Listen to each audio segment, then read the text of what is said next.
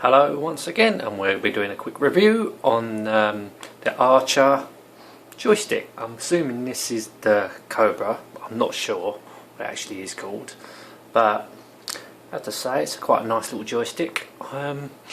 Never used one of these back in the day. This was actually my friend's, but the styling of it feels good. It feels pretty comfortable to use.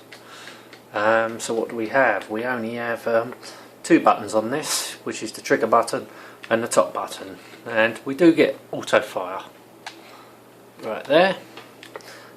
So on the bottom we have 4 suckers. What's this on the bottom? I don't know what this is. If you see here, it's got A, B, C or D. Oh, hang on, it says here.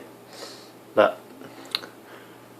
So A is Atari and Commodore, B is MSX, C is the Amstrad, and D is the Sega. So this is compatible with quite a lot of 8-bit systems. And let's just see here, once again, it's this pin connector. And yeah, I have to say I've never used it, but it does honestly feel comfortable, and I think it'll be a good one with flight simulators. Yeah, it feels very good.